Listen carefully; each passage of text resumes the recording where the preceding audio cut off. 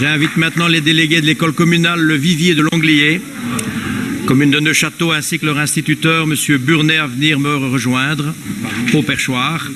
Et bien entendu, le parrain qui est à côté de moi, qui remettra le diplôme, qui est vice-président du Parlement et parrain de la classe de Longlier.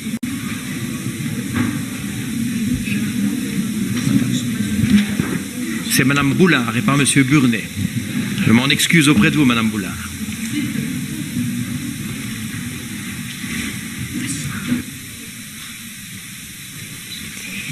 Développement. Après avoir réalisé des recherches dans plusieurs livres, documents et sur Internet, voici ce que nous avons voulu développer sur l'inégalité entre les filles et les garçons. Les filles et les garçons sont différents, mais personne n'est supérieur ou inférieur.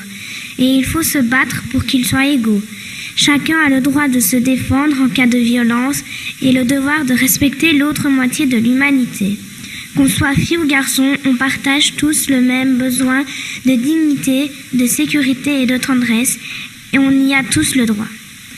Les filles et les garçons ont des droits qu'il faut respecter, mais ces différences ne peuvent pas justifier des attitudes de mépris.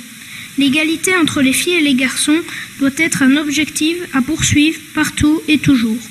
La mixité scolaire a pour but d'apprendre aux filles et aux garçons à mieux se connaître et à mieux vivre ensemble. Elle a un projet qui est d'assurer un même enseignement, un même accès à savoir tout, sans discrimination de sexe. Quand l'inégalité est perçue par les filles, c'est qu'on les considère comme moins fortes, plus émotives, plus fragiles. Quand l'inégalité est perçue par les garçons, c'est qu'on les considère comme plus brusques, plus costauds, moins soigneux. Les stéréotypes doivent disparaître. Qu'on soit fille ou garçon, nous sommes capables de faire les mêmes activités, les mêmes métiers, les mêmes jeux. Il y a des filles plus fortes que des garçons et inversement. Il y a des garçons qui pleurent plus vite que des filles et des filles qui gardent leurs émotions. C'est pourquoi il est important que chacun de nous se rende compte que vivre ensemble dans un monde où chaque personne suivant son sexe puisse être respectée dans son intégralité. Chapitre 1. Public et lieu. Article 1. Au sein de nos écoles pour les enfants de 2 ans et demi à 12 ans. Article 2. Chapitre 1. Dans les droits des enfants, entendus filles et garçons. Tous les enfants ont le droit de jouer, de rire et rêver. Tous les enfants ont le droit de l'éducation. Tous les enfants ont le droit d'être protégés contre toute forme de discrimination en raison de sa race, de sa religion, de son origine et de son sexe. Tous les enfants ont le droit d'accéder à l'information, d'exprimer son avis et d'être entendus. Attention aux stéréotypes qui sont couleur rose pour autoriser les toilettes aux filles et couleur bleue pour les garçons. Les garçons sont responsables des tâches plus lourdes car ils sont plus forts. Les filles sont responsables d'écrire pour les absents car elles sont plus soigneuses.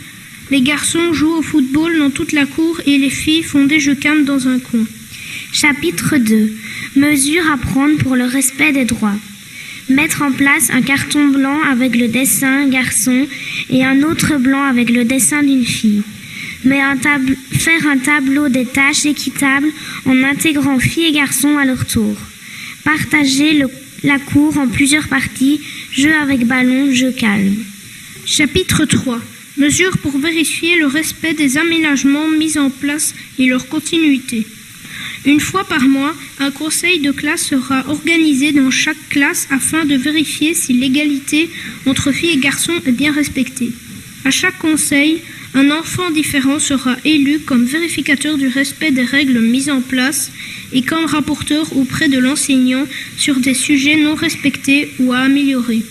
Discussion à chaque conseil sur ce qui va et sur ce qui reste à améliorer. Voilà, félicitations, bravo. Voilà, vaste sujet, l'égalité des genres, qui s'est invité d'ailleurs hier au Parlement de la Fédération Wallonie-Bruxelles lors des questions d'actualité, puisque vous avez sans doute entendu de l'actualité, des élèves dans certaines écoles de la Fédération Wallonie-Bruxelles se plaignent de ne pas pouvoir, par exemple du côté des garçons, de porter des bermudas, alors que les filles peuvent porter des jupes.